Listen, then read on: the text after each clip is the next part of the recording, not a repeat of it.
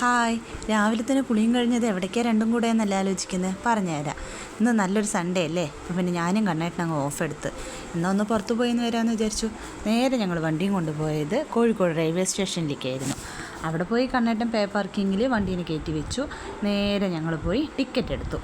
നമുക്കിപ്പോൾ digital ticketing ആണല്ലോ. നേരെ പോയി ഒരു ടിക്കറ്റ് എടുത്തു. ടിക്കറ്റ് എവിടേക്കാന്ന് കണ്ടോ? കണ്ടില്ലല്ലോ, പറഞ്ഞുതരാം.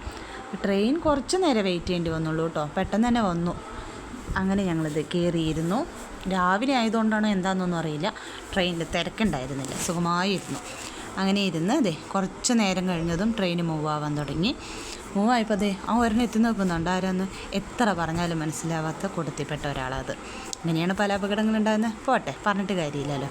കണ്ണേട്ടിന് ചെറിയൊരു ചുമയുണ്ട്, മഞ്ഞൊക്കെ കൊണ്ടതാണ്ടാന്ന് തോന്നുന്നുണ്ട്.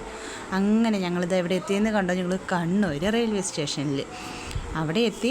ഞങ്ങളങ്ങനെ അവിടെ ഒഴിഞ്ഞ് കിടക്കാട്ടോ, ആളൊന്നും വലിയ തോതിൽ കാണാനില്ല. അങ്ങനെ ഞങ്ങൾ ബസ് സ്റ്റോപ്പിൽ പോയി ബസ് കയറി. സീറ്റ് ഉണ്ടായിരുന്നു, ഞാനും കണ്ണേട്ടനും കൂടെ ബാക്ക് സീറ്റിൽ അങ്ങോട്ട് ഇരുന്നു. ബാക്ക് സീറ്റിലിരുന്ന് സെറ്റ്. അങ്ങനെ വണ്ടി മൂവായി. വണ്ടി എവിടെ പോയി നിന്നേ?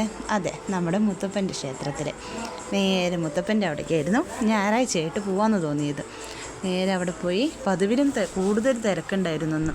200 ചില്ലാൻ ആൾക്കാർ തന്നെ ചോറൂണിന് വന്നിട്ടുണ്ടായിരുന്നു. അപ്പോൾ മുത്തപ്പൻ്റെ അവിടെ തൊഴാൻ കയറുന്നതിന് മുന്നേ കാല് കഴുകണമല്ലോ.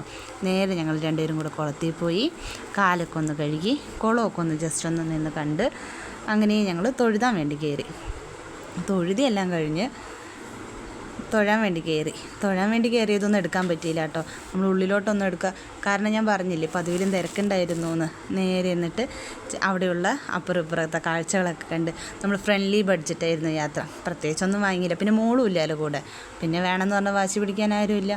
നമ്മളിപ്പോൾ ജസ്റ്റ് ഭക്ഷണം ചായയും അങ്ങനെയുള്ള കാര്യങ്ങൾ മാത്രം. അപ്പോൾ എന്നെ പറയാൻ മറന്ന്, ഭക്ഷണവും ചായയും നമ്മൾ അമ്പലത്തിൽ നിന്ന് തന്നെ കഴിക്കണം കേട്ടോ. ആ ഒരു വൈബ് വേറെയാണ്. അതും വീഡിയോ എടുക്കാനായിട്ട് പറ്റിയില്ല, ഭയങ്കര തിരക്കായിരുന്നു. ഇരിക്കാൻ പോലും സ്ഥലമില്ലാത്ത അത്രയും തിരക്ക്. അങ്ങനെ ഞങ്ങൾ രണ്ടുപേരും കൂടെ ഈ കാഴ്ചകളൊക്കെ കണ്ട് അങ്ങനെ പുറത്ത് പോയാൽ പിന്നെ കായൽ, ബോട്ട്, കുറേ ആൾക്കാർ, അവിടെ ഇവിടെയും കുറേ എണ്ണം, പിന്നെ ഫോട്ടോ എടുക്കലായി, വീഡിയോ എടുക്കലായി, അങ്ങനെയൊക്കെയാണല്ലോ. അങ്ങനെ ഞങ്ങൾ എല്ലാ കാഴ്ചകളും കഴിഞ്ഞ് നേരെ തിരിച്ചു റിട്ടേൺ പോവാണ്. ബസ്സിൽ കയറി ഇരുന്നു, കുറച്ച് വീഡിയോസൊക്കെ എടുത്തു. അപ്പോൾ അത്രയേ ഉള്ളൂ. Tata, bye bye.